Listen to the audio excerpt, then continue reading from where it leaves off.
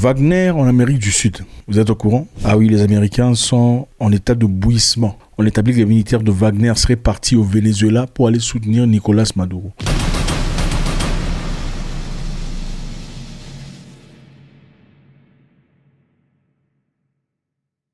Dans la vie, il faut équilibrer, il faut être fort. Avant d'être bon, il faut être fort. Je le dis souvent, je le dirai toujours. Merci infiniment d'être là. Bienvenue évidemment encore une fois ici aujourd'hui. On discute sur la vie et on se développe à travers la géopolitique. Et à travers cette géopolitique qu'on n'identifie pas seulement sur le plan politique et stratégique. En tout cas, on le voit aussi sur le plan humain. Et on se développe en tant qu'humain. Qu'est-ce que ça veut dire? C'est quoi la leçon qu'on tire de cette histoire? C'est très intéressant. Passionnant pour les hommes, passionnant pour les femmes aussi. Tout le monde peut en tirer une leçon très intéressante. On va d'abord aller chez Venezuela. Regardez la proximité du Venezuela aux États-Unis d'Amérique. Regardez sur la carte. Ce n'est pas très loin. Hein. Les Américains ne sont pas habitués au genre d'histoire où il y a des potentiels ennemis pas très loin de chez eux. Regardez le Venezuela. Regardez, pas très loin de la Floride. Pas très loin du tout. Alors, qu'est-ce qui s'est passé? En effet, un avion russe, un avion connu, s'est réparti au Venezuela très récemment. En effet, un avion russe cargo, en octobre 2025, un avion précédemment associé au groupe Wagner, a atterri à Caracas.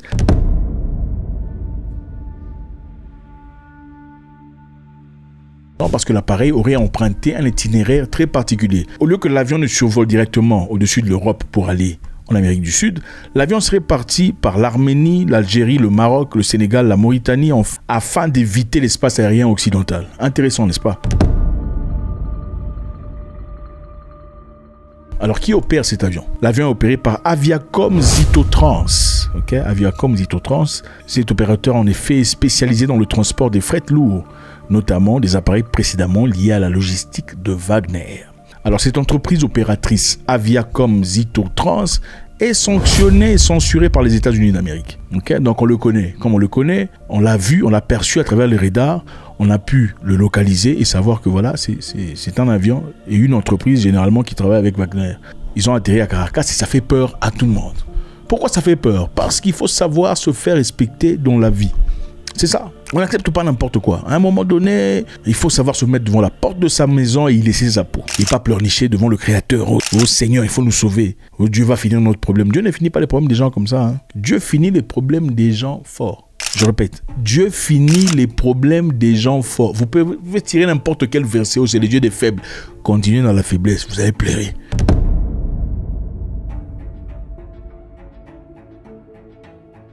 Cette arrivée coïncide évidemment avec l'appel du président Nicolas Maduro à la Russie, à la Chine et à l'Iran pour un soutien militaire dans un contexte de tension croissante avec les États-Unis. Nicolas Maduro a signé un contrat, en effet un agrément, un accord militaire avec la Russie. Cet accord, évidemment, les permet de travailler en collaboration. Est-ce que ça veut dire que la Russie va intervenir si les États-Unis attaquaient le Venezuela? La réalité est que l'accord signé entre la Russie et la Biélorussie et celui signé entre la Russie et la Corée du Nord, là, implique directement une application directe. Donc, si vous bombardez la Corée du Nord, la Russie doit automatiquement réagir. Vous bombardez la Biélorussie, la Russie va agir. C'est un peu comme l'accord de l'OTAN, okay? Mais avec le Venezuela, ce n'est pas encore fait. Le Venezuela, évidemment, a acheté beaucoup d'armes venant de la Russie jusque-là et aussi de la Chine pour se protéger. Ils ont des éléments essentiels qui pourraient abattre les avions américains. Et c'est peut-être la raison pour laquelle M. Trump ne peut pas, jusque-là, décide de ne pas pousser le bouchon. Mais c'est évident, ils sont prêts. La force avant la paix à travers la force, d'après Trump d'ailleurs lui-même. On va au Kenya, très rapidement. Évidemment, ici, c'est toujours dans l'objectif de nous enrichir, de tirer des leçons de toutes ces histoires. On ne vous apporte pas le news ici, vous pouvez aller regarder Canal France International ou CNN ou les autres qui en parlent. Ici, on s'entraide à développer aussi, à croître ensemble. En effet, au Kenya, il y a une histoire très intéressante qui vient de se passer. Au Kenya, des Kenyans se sont opposés au président de la République.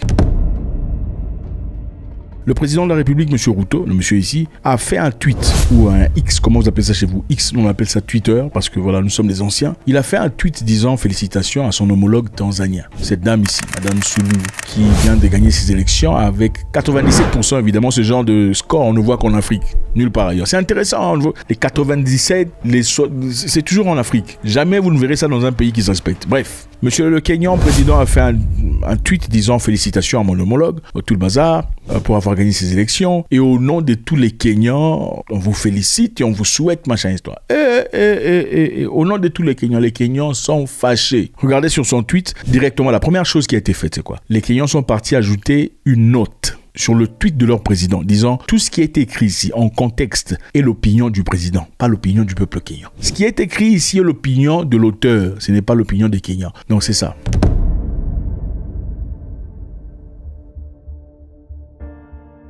Ce sont des gens qui bousculent comme pas possible. On va essayer de lire très rapidement ce que les Kenyans ont réagi. Ils ont fait des commentaires sur la page de leur président. Évidemment, contrairement à beaucoup de pays africains ici, francophones, si vous osez écrire un truc sur la page du président, on viendra, les services secrets viendront vous chercher et vous enlever. On va lire rapidement ce qui a été écrit. Ce monsieur, par exemple, qui dit, alors il dit, nous n'avons aucun problème à la féliciter, mais entraîner tout le pays dans votre opinion personnelle, c'est ce que nous aimons pas, monsieur. Il s'adresse à son président en disant « Messieurs ». Il continue en disant « Veuillez ne pas nous inclure car il s'agit de votre opinion propre et non d'un reflet du peuple kényan dans son ensemble. » Chaud, n'est-ce pas? Alors, un autre monsieur au nom de Mbiro qui dit « Chers frères et sœurs de la Tanzanie », évidemment ils ont écrit en anglais, je le dis en français. « Chers frères et sœurs de la Tanzanie, veuillez noter que la lettre ci-dessus ne représente pas nos opinions collectives. Elle reflète l'opinion de l'individu. Merci de votre compréhension. » Une autre personne qui dit « People of Kenya ». People of Kenya, c'est-à-dire le peuple du Kenya. Il fait référence à quoi? Le président disait, au nom du peuple du Kenya, on vous souhaite un bon mandat ou félicitations. Alors le monsieur ici dit le peuple du Kenya dont le président parle, c'est ces gens ici. Il a mis une photo. Et sur la photo, on voit le président, on voit son épouse et ses filles.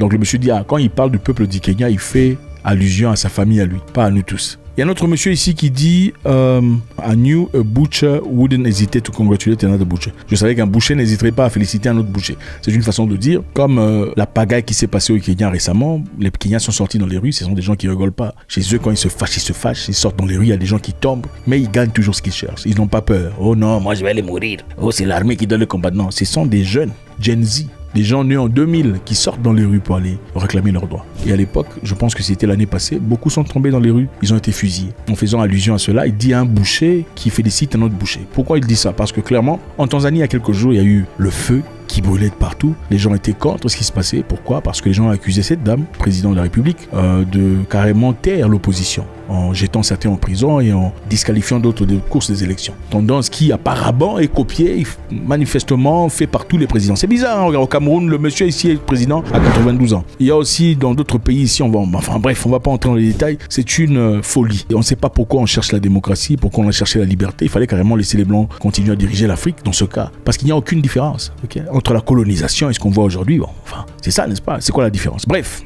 alors Madame la présidente au Kenya et président, malgré beaucoup d'histoires, on dit qu'elle a prêté serment dans un camp militaire, ouais, parce qu'elle avait apparemment peur, si pas peur en tout cas, elle est consciente de ce qui se passe autour d'elle, les gens ne sont pas contents, alors ils étaient obligés d'avoir la sécurité maximum. Ok, qu'est-ce qu'on apprend de cette histoire? Les Kenyans sont forts, ils n'ont pas peur, ils peuvent dire n'importe quoi devant leur président, sur son tweet, il n'y aura pas des services de sécurité qui viennent chercher des gens. Grande différence par rapport à beaucoup de pays africains, surtout francophones, qui sont naturellement en retard.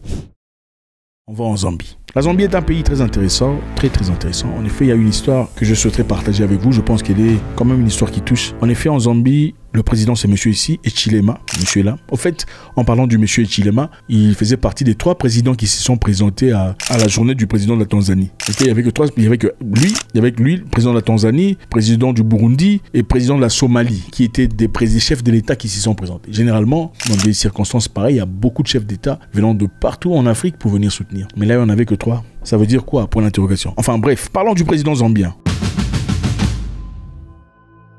En Zambie, une histoire très intéressante s'était passée. Alors ce monsieur ici est le président de la Tanzanie, comme vous voyez. Avant lui, il y avait celui-là, monsieur Lungu. Alors, qu'est-ce qui s'est passé? Monsieur Lungu vient de décéder il n'y a pas très longtemps. Décédé où?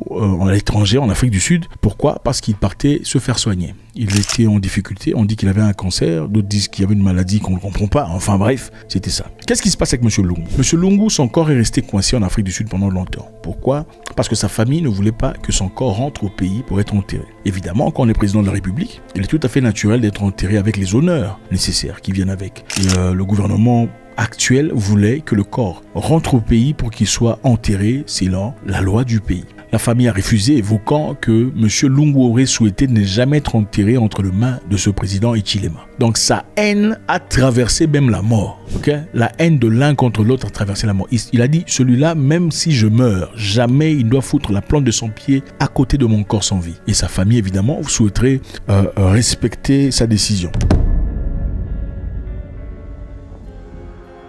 Alors c'est par rapport à quoi? En effet, les gens disent que c'est parce que dans le passé, Ce monsieur ici, Lungu, était encore président de la République. Pendant qu'il était président de la République et pendant que un jour son cortège était en train de traverser la Zambie et devant le cortège se trouvait la voiture de ce monsieur ici, Hichilema. Et le monsieur Hichilema a refusé de laisser passer le cortège du président de la République. En cela faisant, le chef de la sécurité du président l'a arrêté, on l'a jeté en prison. Il a été pendant plusieurs mois. Certains parlent d'une année, une douzaine de mois ou un truc comme ça. Monsieur était très en colère. Après les élections suivantes, dont il a gagné, il a aussi commencé à rendre à César ce qui appartient à César. Enfin bref, il aurait rendu la vie très difficile à ce monsieur Lungu. Et pendant qu'il était malade, certaines personnes évoquent que le président Hichilema aurait, en tout cas pas lui directement, mais ses services auraient rendu le voyage très difficile au président de la République, Lungu. Ce qui a causé, ou en tout cas participé à sa mort précipitée. D'après la famille, si ce n'était pas fait, si on n'arrêtait pas, si on ne l'empêchait pas de voyager carrément, il serait peut-être en vie aujourd'hui.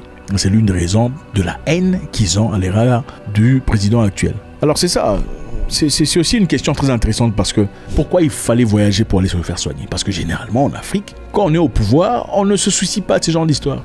Quand on est au pouvoir, on a la capacité de voyager comme on veut, on sirote du champagne, on a l'impression que la vie avance, tout va bien. Voilà, c'est ça le problème principal de beaucoup de dirigeants africains. Avant de devenir dirigeants, ils font toutes ces promesses, je ferai ça, d'ailleurs je veux partir là où il y a les problèmes, je vais habiter là-bas, je vais construire des hôpitaux, je veux m'assurer que chaque militaire a autant machin comme salaire, tout le bazar, mais quand ils deviennent au pouvoir, il fout tout ça à la poubelle, hein. C'est à la poubelle. Hein. On oublie carrément les femmes veuves des militaires, on oublie carrément les militaires qui sont boiteux, qui ont sacrifié de leur vie pour que vous sirotiez du champagne. On oublie carrément, on ne construit pas des hôpitaux. En tout cas, si on le fait, c'est pour sa réputation personnelle. En tout cas, c'est ça. Alors, monsieur Lungu, malheureusement aussi, n'a pas investi dans le pays comme il aurait pu le faire. Il était donc confronté à une situation, ils étaient obligés de voyager, de partir dans un pays étranger, ici, dans ce cas, en Afrique du Sud, pour se faire soigner, où il a perdu la vie. Regardez sa sœur en train de pleurer. Ça, c'est la sœur du président Lungu, en train de pleurer après que la justice sud-africaine eut dit que le corps devrait rentrer en Zambie. Donc, le gouvernement zambien a porté plainte, disant on veut ce corps, il faut que le corps rentre. La famille de monsieur a refusé. Ils disent qu'on va faire des gris-gris sur le corps de leur frère. Ils ne peuvent pas accepter ça. C'est ça donc, un mal très profond, une haine au-delà de la vie, c'est incroyable. C'est donc ça les amis, ça durait beaucoup de plaisir. Le Venezuela vient de réagir de manière intéressante en faisant venir Wagner et des armes. Qu'est-ce qui va arriver pour l'interrogation? Nous avons le monsieur du Kenya qui a beaucoup de résistance à l'égard des Kenyans, enfin des Kenyans qui résistent clairement. Ça ne se fait pas chez vous, non? Vous n'avez pas ce droit-là chez vous apparemment. Et aussi, demander de savoir pourquoi les élections en Afrique ne sont jamais paisibles, jamais calmes. À moins que vous ne vous retrouviez dans quelques pays où l'armée est trop forte, le gouvernement a beaucoup trop de pouvoir. Les élections sont calmes, mais elles sont justes et correctes. Difficile de trouver des élections calmes et correctes à la fois en Afrique. À part l'Afrique du Sud, le Botswana, la Namibie, il n'y en a pas plus de 5 en tout cas. C'est très difficile. Où les élections sont correctes et paisibles. Pour la plupart des cas, c'est difficile. C'est la peine, la misère, la galère, les tueries, les pleurs. Nous sommes en Tanzanie. En Tanzanie, il n'y a pas très longtemps, en fait, il y a quelques jours d'ailleurs, il y a eu élection. Et pendant ces élections, qui opposait madame. Cette madame-là, contre cette opposante et cet opposant et d'autres opposants. Malheureusement, comme d'habitude en Afrique, mais comme de manière inhabituelle en Tanzanie, parce que c'est l'un des pays reconnus comme les plus paisibles d'Afrique, les élections étaient très tumultueuses. Ces personnes de l'opposition, en tout cas les vrais opposants, étaient complètement écartés de l'élection. Parmi eux, il y avait certains qui ont été arrêtés, jetés en prison pendant les moments de l'élection. Évidemment, on se pose la question de savoir c'était pour quel objectif. Quand vous arrêtez l'opposition juste au moment des élections, c'est pour faire quoi? C'est pour que vous passiez seul comme candidat. Évidemment, même si une personne désirait voter la personne que vous avez jetée en prison, puisqu'elle est en prison et qu'elle n'est pas éligible, elle sera peut-être obligée de vous voter vous et rester au pouvoir. Alors, il y a eu beaucoup d'accusations par rapport au gouvernement tanzanien, par rapport en ce qui concerne ces élections. Je pense qu'il y a une leçon très intéressante à suivre ici, dans cette histoire. Les élections se passent, mais contrairement à plusieurs fois, on voit des élections passées qui sont quelquefois difficiles. Ici, beaucoup ont réagi. Il y a les organes africains qui se sont exprimés. Ils n'ont pas caché leur désarroi, y compris l'African Union, l'Union africaine. On s'y attend très difficilement, mais l'Union africaine a réagi. Les élections générales d'octobre 2025 en Tanzanie ont été largement critiquées de ne pas avoir respecté les normes démocratiques. Plusieurs missions d'observation ayant signalé des graves irrégularités. Alors l'Union africaine a dit quoi? L'Union africaine a déclaré que les élections n'étaient pas conformes aux principes démocratiques relevants. Bourrage d'urnes, coupure d'internet, enlèvement à motivation politique, usage excessif de la force militaire pendant les scrutins. On se dit d'abord, coupure d'internet. Pourquoi on coupe internet dans un pays qu'on se respecte? Avez-vous déjà vu ça aux États-Unis d'Amérique? On a coupé internet parce qu'il y a élection. En France, en Belgique, en Allemagne, au Danemark, on n'en voit pas. C'est généralement dans des républiques bananières que ça se passe. Pourquoi? Parce qu'on est en incapacité de gérer la tendance des personnes. Comment on justifie ça? On le justifie sous prétexte que les gens, le crime organisé, s'organiser à travers Internet pour faire des choses complètement pas catholiques, n'est-ce pas? C'est une raison qui pourrait être acceptable. Mais qui contrôle ceux-là des autorités, ceux-là du gouvernement qui peuvent faire des choses absolument atroces aussi? Les gens en force, les gens en tenue, ne peuvent-ils pas faire des choses atroces pendant ce moment? Alors, ne serait pas un moyen aussi de pouvoir taire la population ou le monde entier de voir ce que ces gens sont capables de faire? De rendez-vous compte, quand il y a Internet partout et qu'il y a un policier qui tire sur quelqu'un à bout portant, quelqu'un aurait peut-être filmé et balancé sur Internet. Et cela serait pas une très bonne réputation pour le gouvernement, surtout au moment d'élections. Alors, quoi de mieux que bloquer Internet pour pas que le monde voit exactement ce qu'on fait? C'est la question qu'on se pose. Vous pensez qu'ils ont coupé Internet parce qu'on voulait protéger la nation des crimes organisés, ou on a coupé Internet parce qu'on ne voulait pas que le monde voie ce qui se passe en Tanzanie réellement? Je vous rappelle ici qu'il y a eu des accusations à l'égard de la Tanzanie disant qu'il y avait au moins 800 morts aux élections. Parce que les gens sont sortis dans les rues réclamant leurs droits, disant qu'ils voulaient un changement. Le gouvernement l'a contré en disant qu'il n'y avait pas 800 morts du tout, c'est de la propagande, il y avait des problèmes ici et là, mais c'était pas une réalité vraie. La Tanzanie est un très beau pays. Si vous n'avez jamais été, je vous encourage d'y aller. C'est merveilleux. C'est un pays paisible, calme, c'est beau. Toujours un beau soleil, la très bonne humeur. Vous n'entendrez jamais quelqu'un insulter quelqu'un. Jamais, ça c'est votre mentalité à vous. Jamais vous n'entendrez quelqu'un en train d'insulter une autre personne. Ce sont des gens très agréables, très polis. C'est une mentalité liée à la tradition de respect. Et c'est merveilleux. Le SADC, regardez le SADC, l'union de ces pays, a aussi critiqué la Tanzanie. Ils ont signalé des intimidations, la disqualification des leaders de l'opposition et la censure des médias. Disqualification, intimidation, censure des médias. Rendez-vous compte que quand Madame la Présidente a prêté serment, elle aurait prêté serment dans un camp militaire. Donc voilà ce qu'on dit. Ce n'est pas confirmé. On dit que c'est un lieu de marche militaire, mais ce n'est pas un baraque, mais c'est un peu, il y a beaucoup de confusion autour de ça. Mais ce qui est intéressant, c'est de voir quand elle a prêté serment, en tout cas après, il n'y avait que 3 présidents africains en présence. 3 présidents africains. Généralement, en Afrique, quand on fait des élections, il y a beaucoup de présidents qui se présentent. Il y a avec le président burundais, le président soudanais, Sud-Soudan, et le président somalien. Pourquoi ça? En tout cas, en attendant, le SADC a critiqué la Tanzanie.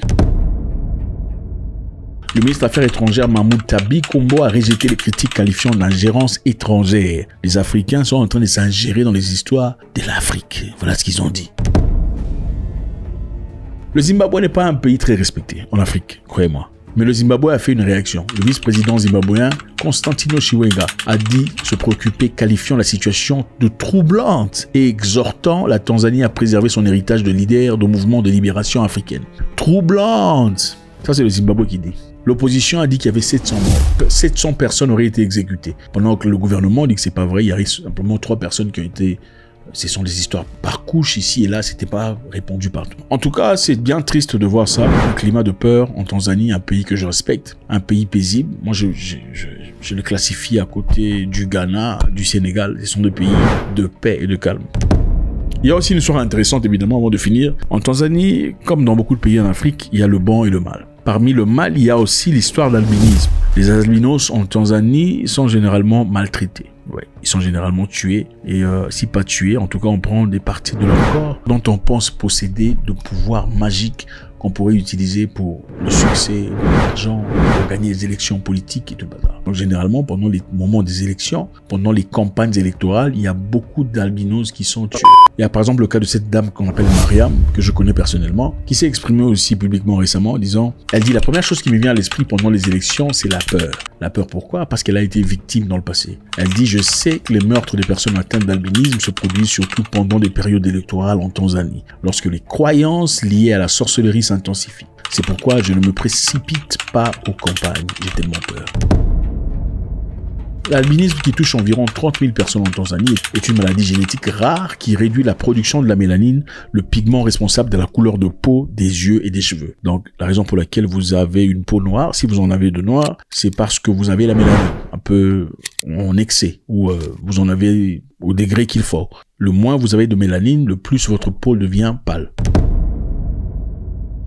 Alors, comme je le disais, les superstitions ont fait des personnes atteintes de l'albinisme des cibles de violence. La fausse croyance selon laquelle les parties du corps des personnes albinos apporteraient richesse, chance, succès politique et tout le bazar. Donc, comme les Noirs en général aiment trop le succès et la politique et l'argent, sans nécessairement faire l'école, ou après avoir fait l'école, mais on croit, parce qu'il y a des gens qui font l'école, qui croient toujours aux choses qui sont, enfin bref, on ne peut pas faire de discussion en ce qui concerne la croyance, parce que chacun selon son niveau d'intellectualisme a aussi une croyance. Il y a des gens très intelligents qui croient à des trucs que vous trouvez complètement banals. Il y a des gens docteurs en je sais pas quoi, mais qui sont peut-être taoïstes. Et vous, qu'est-ce que vous pensez du taoïsme? Vous voyez comment vous les jugez. L'inverse est aussi valable, c'est-à-dire une personne taoïste ou bouddhiste, vous penserez, vous, chrétien, absolument absurde, avec votre diplôme de doctorat. Alors Mariam, son cas était brutal en 2008. Pendant les élections, il y avait des gens qui sont venus dans sa maison, casser la porte, entrer dans sa chambre, on l'a coupé son bras, coupé la jambe. Mariam est une personne que je connais personnellement, encore une fois. Ça a été un moment absolument difficile pour elle, partie à l'hôpital, sans vie, ou presque sans vie, s'est vue ressusciter d'une certaine façon. Elle vit toujours aujourd'hui avec la peur et le traumatisme. C'est une réalité en Tanzanie. Il faut beaucoup d'éducation, beaucoup de formation. Les gens pensent que pour gagner aux élections, il faut tuer des albinos. Les gens pensent que pour se faire de l'argent, il faut tuer des albinos. Les gens pensent que pour réussir facilement dans la vie, c'est ça. Comme vous pensez qu'il faut s'agenouiller devant quelque chose, c'est ça. D'une part et d'autre, qui a raison, qui a tort, point d'interrogation. C'est vrai, ce que vous faites n'inclut pas d'atrocités ou des tueries. Chacun croit à ce qu'il croit. Et chacun croit à ce qu'il croit ne justifie pas le fait de maltraiter d'autres humains. Absolument pas. C'est un contexte littéraire. Les croyances, évidemment, ne se limitent pas seulement en Tanzanie. Il y a aussi, par exemple, à Mananjari, au Madagascar, où avoir des jumeaux est la pire de choses qui puisse arriver à une personne ou à un couple. Avoir des jumeaux, contrairement à ailleurs, généralement célébré, applaudi. À Mananjari, au Madagascar, avoir des jumeaux, c'est une malédiction pour la famille. Les gens vous repoussent, les gens vous rejettent. Et généralement, ces enfants sont abattus pour éviter que cette malédiction continue. De ary zareo moa zany rafozako mbany zeny valilay koa zany de nandeha tagny de nadrika nandeha tagny zany zareo de le fomba fiarabany zany a de fiarabana mirary ny zamadinika toa faty zany le tenina tany tamina. Et c'est ça, finalement à la fin il y a eu des ONG qui prenaient ces enfants pour essayer de les garder. C'est ça, imaginez-vous avoir des enfants, les gens prient pour des jumeaux, mais là-bas quand vous en avez, c'est ça la tristesse. Il y a beaucoup de choses qui se passent en Afrique qui sont absolument absurdes. Il y a un pays en Afrique ici où généralement, au départ, qu'est-ce qu'on faisait? Je crois que c'est la Namibie. Chaque jeune fille, avant de connaître un homme, devrait connaître un monsieur qui est désigné par le groupe traditionnel. C'est un vieux monsieur, en tout cas un vieux en âge, enfin pas nécessairement soixantaine, peut-être dans les quarantaines, 50 ans. Le monsieur a pour objectif de déflorer la fille. Okay? C'est lui qui déflore la fille en premier. Quand il vous déflore, vous devenez femme. C'est là que vous êtes éligible à avoir un homme dans votre vie. Ce monsieur le faisait pendant des années. Chaque femme dans ce secteur, dans cette province, passait à travers ce monsieur. Ça ne serait que quelques années plus tard, après avoir conduit des tests de sang et tout le bazar, à travers une ONG, qu'on découvrira que monsieur est en effet positif de quoi? Vous savez. Évidemment, ces histoires-là ne se font pas protéger. Ça se fait comme ça. Il faut la peau. C'est ça, il y a beaucoup de choses qui se font en Afrique voilà. Et c'est pas pour dire que toutes les traditions sont mauvaises, c'est pour simplement dire que il faut évaluer tradition par tradition et voir quelle est sa valeur aujourd'hui. Certaines traditions n'ont plus leur place. Mais d'autres traditions, évidemment, il faut les perpétuer. Des traditions de paix qui n'affectent personne sur le plan émotionnel, sur le plan physique et tout le bazar. Il y a beaucoup de traditions qui sont absolument bizarres. Par exemple, la tradition où, dans certains endroits, quand la femme perd son mari, la famille du mari vient dans la maison, la femme prend tout, il pille tout ce qu'il y a dans la maison, télévision, chaussures, pantalons, cuisine, compte bancaire, ils prennent tout, téléphone. Ce sont des choses qui se font jusqu'à aujourd'hui et aucune personne ne peut s'interposer disant voilà, écoutez, moi il y a une membre de ma famille qui a été sujet à ce genre d'histoire. Après avoir perdu son mari, elle est restée avec les enfants, je crois 4. La famille de l'homme s'en mêle pour venir retirer les histoires. Et moi, j'ai failli me lever pour m'y interposer. Il y a que mon grand cousin qui me dira ne le fais pas. Ça fait partie de leur tradition. Laisse-les prendre ce qu'ils ont envie de prendre. Et qu'ils libèrent notre enfant. Parlons de la femme qui était inclue dans cette histoire. C'est donc ça. C'est une tristesse. Aujourd'hui, en 2025, ce sont des choses qui se font en Afrique. Et ils viennent. Écoutez, les histoires qui appartiennent à un père qui a des enfants sont des souvenirs qu'il peut laisser à ses enfants. Des souvenirs que les enfants peuvent garder dans leur cœur pour toujours. Mais quand une personne s'apporte et dit, bon voilà, je vais prendre ça parce que voilà, il était mon frère. Même si on n'a pas parlé pendant 1 an ou 2 ou 3, 4 ans. Je prendrai tout ce qui lui appartient. Veste, sous-vêtements, pantalons, téléphone portable, montre, tout. Ils ont tout pris. Ces enfants, ces garçons n'ont rien gardé de leur père. Merci infiniment les amis, c'est toujours avec beaucoup de plaisir. Je vous encouragerai de faire ça. Faites ça s'il vous plaît, ça ne vous coûte rien, ça nous fait du bien. Vous savez, ici on parle pour grandir, pour comprendre, pour nous élever et pour changer. Je pense que c'est très important, on va essayer de voir un peu ce rapport de force qui se passe entre le Nigeria et les États-Unis d'Amérique actuellement. Le président Donald Trump a dit ouvertement, sans mâcher les mots, qu'ils sont prêts à aller bombarder et détruire si le Nigeria ne fait rien pour protéger les populations chrétiennes qui sont décimées dans le nord du pays par ceux qui ne sont pas chrétiens. Voilà ce qu'il a écrit sur Truth.com. Si le gouvernement nigérien continue de permettre des meurtres de chrétiens, les États-Unis cesseront immédiatement toute aide et assistance au Nigeria et pourraient très bien pénétrer dans ce pays désormais discrédité, armes à feu braquées pour anéantir complètement les terroristes islamistes qui commettent des horribles atrocités. J'ordonne par la présente notre département de guerre, puisque les États-Unis a changé, son département de défense n'est plus un département de défense, c'est le département de guerre, dans l'objectif de faire peur, évidemment, de se préparer à une éventuelle action. Okay? Si nous attaquons, ça sera rapide, vicieux et doux. On le fera exactement comme les voyous terroristes attaquent nos chers chrétiens. Ensuite, il souligne disant, avertissement. Le gouvernement nigérian ferait mieux d'agir vite. Le gouvernement nigérian ferait mieux d'agir vite. Sinon, on fera quoi? On viendra, armes à feu braquées, corriger des horribles atrocités bref, défaire ces atrocités comme ils le disent. C'est une menace, c'est une intimidation directe. C'est sont passés par 4 chemins. Le Nigeria, évidemment, a réagi en disant le Nigeria rejette les menaces militaires américaines au sujet des accusations des persécutions de chrétiens. Le président Bola Tinubu et le ministre des Affaires étrangères ont fermement nié les allégations du président américain Trump, selon lesquelles il existerait une menace existentielle contre les chrétiens de la part des groupes islamistes, qualifiant cela de mauvaise caractérisation du pays religieux africain. Le Nigeria, évidemment, veut donner son impression, ou en tout cas réaffirmer l'impression que le pays est hétéroclite. Il y a donc une bonne diversité de personnes. En plus des chrétiens, il y a aussi des musulmans qui vivent en communauté et en paix. Chose qui est très discutable. Les chrétiens ont maintenant peur de se déplacer. Les chrétiens ont peur de prier librement. Si Donald Trump veut intervenir, alors qu'il le fasse, il n'y a rien de mal à cela. Il y a beaucoup de débats en cours. Certains nient qu'il y ait eu génocide des chrétiens et de la nation. On ne peut pas diffuser des informations factuelles sans les présenter clairement. On voit des centaines de personnes enterrées. Et vous osez dire qu'il n'y a pas de génocide? Quelle bande d'ignobles! What a wicked set of people. Bien évidemment, pourquoi vous pensez que M. Trump le dit? Okay? Il y a beaucoup de gens qui disent, la raison pour laquelle Trump le dit, c'est simplement une excuse que les États-Unis cherchent pour aller s'installer au Nigeria, implanter une base militaire et en plus négocier un traité d'exploitation de richesses, n'est-ce pas? Le Nigeria est un pays riche. Est-ce vrai ou faux? Qu'est-ce que vous en pensez? Vous pensez que Trump cherche une excuse simplement pour entrer au Nigeria? Ou bien il y a un réel problème au niveau de chrétiens? Est-ce que vous pensez que Donald Trump vraiment pense aux chrétiens africains? Vous le pensez vraiment? On va essayer de voir qu'est-ce que les États-Unis voudraient bien du Nigeria. Qu'est-ce qu'a le Nigeria que les États-Unis désireraient peut-être? On va essayer de voir. Il y a plusieurs histoires. Les États-Unis est un pays riche. Mais on va essayer de voir 3 histoires très intéressantes. Il y a le lithium par exemple. À quoi sert le lithium? Pourquoi les États-Unis voudraient le lithium? Le lithium, évidemment, est essentiel pour les batteries rechargeables des véhicules électriques, les smartphones, le système de stockage d'énergie renouvelable. Dans tout ce qui est associé au smartphone, énergie renouvelable, voiture électrique, a besoin de lithium. C'est un business très important pour les États-Unis. Cobalt, par exemple. Le cobalt est très important. Le Nigeria en a en vrac. C'est important pour les moteurs à réaction, les alliages magnétiques et la technologie de défense. Les États-Unis en ont besoin. Il y a aussi les terres rares, essentielles pour les appareils high-tech et des systèmes militaires. Et les États-Unis d'Amérique, évidemment, en meurent comme un froid. Alors, serait-ce une belle opportunité ou simplement des excuses venant de Trump dans l'objectif d'aller s'installer au Nigeria afin de piller gratuitement comme ils le font dans beaucoup d'endroits? C'est une possibilité, n'est-ce pas? Évidemment, vous ne blâmerez pas Trump de vouloir agir comme Trump. Vous ne blâmerez pas les États-Unis d'Amérique, un pays puissant, de vouloir agir comme naturellement agissent les pays puissants. Chercher chaque opportunité qui se présente pour aller se forcer et s'asseoir. Comme l'ont fait les Anglais il y a cela très très longtemps en Chine, partant et influençant et imposant le trafic d'opium à l'époque. Ils sont partis vendre l'opium aux Chinois. Au départ, les Chinois étaient d'accord. Ils en prenaient volontiers. Après, le gouvernement chinois a dit non.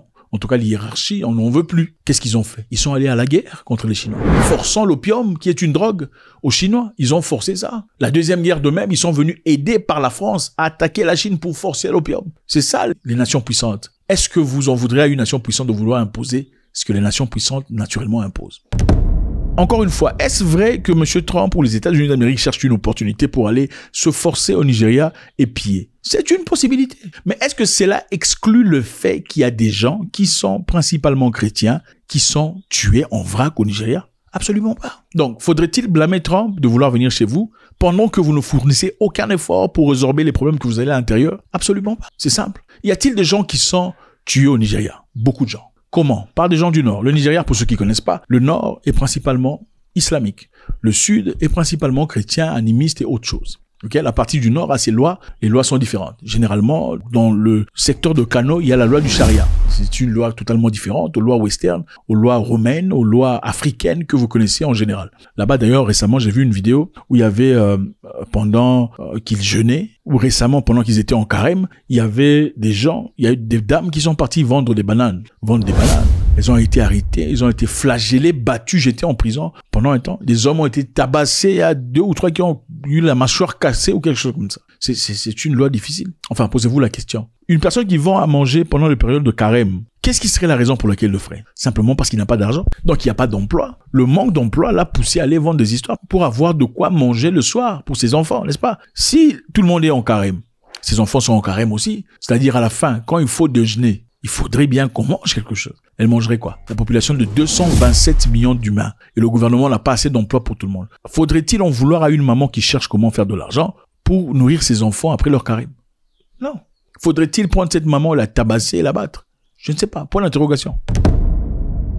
Pour essayer de comprendre cette histoire, il faut se poser la question de savoir comment est-ce que M. Trump était au courant. Comment a-t-il su qu'il y avait des gens, principalement chrétiens, qui sont tués au Nigeria? Ezekiel Dachomo, voilà cette personne. Un pasteur qui prêche dans les villages, généralement, est l'une des personnes qui a attiré l'attention de Trump en faisant une vidéo demandant au public de taguer Trump. Suivez la vidéo. Le gouvernement nigérian a catégoriquement nié les faits. Il n'y a pas eu de massacre. Il n'y a pas eu de génocide des chrétiens au Nigeria. Et regardez aujourd'hui. Y a-t-il encore des musulmans? Non. Nations Unies, je sais que vous me surveillez. Sénat américain, vous observez mes paroles et mes actes. Conseiller spécial de Trump, je vous en prie, dites à Trump de sauver nos vies au Nigeria. Now, please tell Trump to save our life in Nigeria. Quand vous regardez ce monsieur, qu'est-ce que vous voyez? Vous voyez la frustration, la colère, le ras-le-bol. Ok? Dans ces expressions, vous voyez qu'il y a un ras-le-bol. Et pourquoi il y a un ras-le-bol? Il y a généralement un ras-le-bol parce qu'il y a eu, depuis un temps, résistance à la demande. Ou parce qu'on a fait semblant de ne pas écouter sa demande. Pourquoi on se fatigue? On se fatigue parce qu'on a essayé à plusieurs reprises. Sa façon de s'exprimer exprime un ras-le-bol. Pourquoi? Parce que monsieur a exprimé son inquiétude au gouvernement à plusieurs reprises. Disons, ici, on est en train spécifiquement de cibler des chrétiens qui sont finis. Qu'est-ce que vous faites par rapport à la situation? En fin de compte, le gouvernement a commencé à faire semblant. Vous savez, c'est très simple. Quand vous pensez à une personne qui travaille à la morgue, par exemple, à la première fois il était présenté à un cadavre, qu'est-ce qu'il arrive? Il a peur, ou il a des sentiments qu'il a du mal à maîtriser. On parle aussi même ici des infirmiers et infirmières. Mais au fur et à mesure que vous voyez ces situations régulièrement, des gens perdent leur vie éventuellement, vous perdez la sensibilité de voir des choses qui sont normalement extraordinaires pour le commun d'humains, n'est-ce pas? C'est la même chose qu'une personne qui vit dans un endroit où il y a une pourriture, où il y a une odeur, dans une chambre où un rat est mort. Éventuellement, vous ne sentez plus l'odeur. Qu'est-ce qu'il faut faire? Il faut aller dehors, aller faire un tour, marcher et rentrer après quelques heures. C'est alors là que vous vous rendez compte que cet endroit sent mauvais. Est-ce la même condition qui est arrivée au gouvernement nigérian? C'est-à-dire, au fur et à mesure, à force d'être longtemps exposé aux gens qui sont tués chaque jour, vous ne le ressentez plus. Ça ne fait plus le news. Ce n'est plus un problème à gérer. C'est la même histoire, très similaire à ce que vous voyez ici dans ce pays, République démocratique du Congo. La majorité des gens vivent ici. Regardez, ça c'est Kinshasa. Kinshasa, c'est la capitale. Mais là, c'est l'est de la RDC. La Goma, vous voyez, Goma, ça c'est Bukavu. Le clair de massacre, c'est passe quelque part là-bas. En tout cas, entre ces villes là-bas. C'est là-bas que les gens sont tués, c'est là-bas que les gens sont finis et tout le les femmes sont prises de force, c'est là. Alors la moyenne des personnes qui vivent à Kinshasa, qui est à peu près 2000 km loin de Béni, à un moment donné, on a l'impression que le pays va bien. Ils n'ont aucun problème. Il n'y a pas de guerre. Pourquoi? Parce que ils ne sont pas sujets à la menace, ils ne sont pas sujets à la peur régulière, ils ne sont pas sujets au viol. Donc, éventuellement, ça ne pose plus, ce n'est plus à la une, ce n'est plus, on perd la sensibilité. Alors, serez-vous choqué de voir une personne qui vit ici demander de l'aide venant d'ailleurs? Parce qu'apparemment, pour elle, les gens qui sont à Kinshasa ne s'occupent pas d'eux. C'est la même histoire qui se passe au Nigeria. Alors, beaucoup de personnes posaient la question de savoir Comment ça se fait que ce pasteur a pu s'exprimer comme ça? Pourquoi il appelle Donald Trump? Pourquoi est-il en train de demander la présence d'une force étrangère qui, quand elle s'installe, aura du mal à quitter? Mais c'est clair, c'est parce que monsieur a crié depuis longtemps demandant au gouvernement de faire quelque chose par rapport à ça. Et le gouvernement, au fur et à mesure, qui naturellement aussi, pour la plupart des cas, est géré par des gens qui ne sont pas essentiellement chrétiens, et là ça devient dangereux parce que ça commence à devenir une histoire de religion, ne disent absolument rien. D'ailleurs, il y a un monsieur récemment, un monsieur de Reno Omokri, qui a catégoriquement nié tout ce que le pasteur a dit. Il a dit que c'était des faussetés, il n'y a pas de chrétiens qui sont tués, tout le bazar. Et qu'est-ce que le monsieur a fait? Le monsieur a maudit monsieur Reno Omokri. Reno Omokri, comment s'appelle-t-il déjà? Il est venu et a affirmé qu'il n'y avait pas de génocide de ce genre au Nigeria. Je l'ai déjà maudit. Il ne connaîtra jamais la paix, même dans la tombe. Le sang de ceux qui ont pénétré mon esprit, je le lui transfère. Ma tête, je la lui rends. Le pasteur, c'est dans la culture nigériane, maudire les gens, God forbid, your life will never come right, c'est un truc de Nigérian. Donc le pasteur a maudit ce monsieur disant, le sang de tous ceux-là qui sont morts sera sur ta tête et tu en paieras un prix fort. Encore une fois, est-ce que Trump cherche une opportunité, en tout cas les États-Unis, pour s'installer et prendre? C'est une forte possibilité. Faudrait-il le blâmer pour ça? Absolument pas, parce que c'est comme ça que la nature de l'humain est. L'être humain, en tout cas dans sa nature, le fort dominera toujours sur le faible. Pourquoi tu lui en donnes une opportunité? C'est ça la question. Alors, si monsieur, disons qu'ils veulent vraiment venir, pourquoi vous leur donnez l'opportunité de venir? Parce que c'est une histoire interne qui aurait pu être résorbée à l'interne. Pourquoi on ne fournit aucun effort? En tout cas, pas suffisamment d'efforts pour éteindre cette histoire. Alors, y a-t-il une hypocrisie dans cette histoire? Parce qu'il y a à peine une année, dans le Congrès américain, il y avait une discussion très chaude où on posait des questions pour savoir où partait l'argent américain, en tout cas en Afrique. Et apparemment, il était rapporté qu'une partie de l'argent se retrouvait entre les mains de Boko Haram, qui sont au Nigeria. Suivez. 697 millions de dollars par an, sans compter les transferts d'argent liquide, les madrasas, l'EI, Al-Qaïda, Boko Haram, l'EI Khorasan et les camps d'entraînement terroristes. Voilà ce que cela finance. Qu'est-ce que ça veut dire? Les États-Unis d'Amérique sponsorisent ces gens et ce sont les mêmes Américains qui viennent blâmer les Nigérians de la situation qui a été créée quelque part par leurs moyens. Ça veut dire quoi? Ou bien c'est autre chose, parce que nous vous rappelons ici que ceux qui envoient de l'argent en Afrique ne sont pas le groupe de Trump. C'était le gouvernement précédent qui était activé dans cette histoire. Donc quand Trump est arrivé au pouvoir, ils ont essayé d'arrêter cette histoire. Mais la question qui se pose est celle-ci. Est-ce qu'ils ont arrêté ce financement qui se faisait, qui sointait vers Boko Haram? Point d'interrogation. Alors, y a-t-il hypocrisie ou pas? Est-ce que Trump peut justifier cela en disant ce n'était pas moi, c'était Joe Biden? Moi, je suis venu et j'ai arrêté ça. Il y a aussi une autre personne très importante que je voudrais que vous voyez. L'ex-ministre d'Affaires étrangères nigérian, qui a ouvertement dit qu'ils avaient un rapport pendant qu'ils faisaient des investigations par rapport à Boko Haram. Un rapport disant que les hélicoptères partaient dans les milieux affectés par Boko Haram. Et ces hélicoptères, pilotés par des Blancs, déposaient pas seulement des armements, mais aussi des fonds à ces gens. Suivez ce qu'il a à dire. Helicopters piloted by white people kept landing. Des hélicoptères pilotés par des Blancs atterrissaient sans cesse et déchargeaient des armes, des marchandises et de l'argent à ces gens. Les villageois ignorent désormais qui sont ces Blancs et n'ont aucune raison de nous mentir.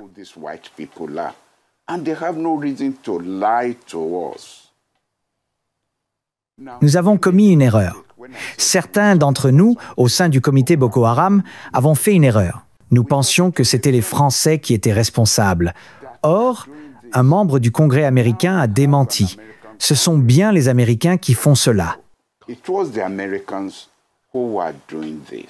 Alors, qu'est-ce qu'il dit? Il dit, au départ, il pensait qu'ils étaient Français. Mais en fin de compte, ils ont découvert qu'ils n'étaient pas Français, qu'ils étaient plutôt Américains. Alors la question qu'on pose, pourquoi les Américains feraient ça? Est-ce parce qu'ils cherchent une opportunité, une certaine instabilité pour finalement trouver une belle opportunité pour s'installer, créer une base militaire et aussi négocier les minéraux comme ils ont fait avec l'Ukraine? Point d'interrogation. Alors, serait-il juste de dire que les personnes qui sont tuées sont seulement chrétiens? Je ne pense pas. Je ne pense pas que ce soit juste. Je pense qu'il y a des gens, en tout cas parmi ceux qui ont été tués, je ne pense pas qu'il y ait seulement des chrétiens. Il y a des musulmans qui ont été battus, il y a des animistes et tout le bazar. Et c'est ça, ce serait injuste de dire qu'il y a que des chrétiens qui sont tués. Mais ce serait pas correct de dire que les chrétiens ne sont pas tués du tout, non plus. Parce que la réalité, c'est celle-ci. Scientifiquement parlant, on dit, les statistiques disent qu'il y a plus de chrétiens tués au Nigeria qu'il y en a tués partout dans le monde combiné. C'est malade. Plus qu'en Arabie Saoudite et ailleurs, plus qu'en Corée du Nord. Et les gens sont tués par rapport à... On ne dit rien. Les médias nigérians n'en parlent pas. C'est ça le problème. Alors encore une fois, est-ce que les États-Unis cherchent un moyen, coûte que coûte, vaille que vaille, pour aller s'installer? Eh ben, c'est une possibilité. Voilà ce que font les pays forts. D'ailleurs, il n'y a pas très longtemps, les Américains ont accusé l'Afrique du Sud de géno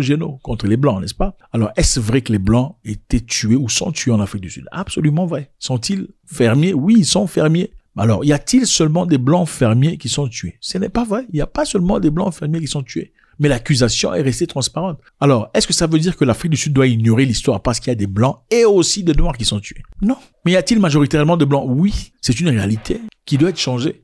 Et à travers cela, évidemment, Trump a trouvé des opportunités pour chercher le business avec l'Afrique du Sud. Alors, est-ce qu'il essaie de faire ça pour essentiellement s'installer? Numéro 1. Est-ce qu'il essaie de faire ça pour trouver une réponse en termes de business? Numéro 2. Est-ce qu'il cherche à piller le pays? Numéro 3. Ou il cherche simplement à faire plaisir aux chrétiens pour sa propre popularité, disant qu'il avait quand même réagi avec quelques mots. Faites-moi savoir ce que vous en pensez et c'est laquelle que vous pensez la correcte. Parmi les histoires énumérées, c'est toujours avec beaucoup de plaisir. God bless.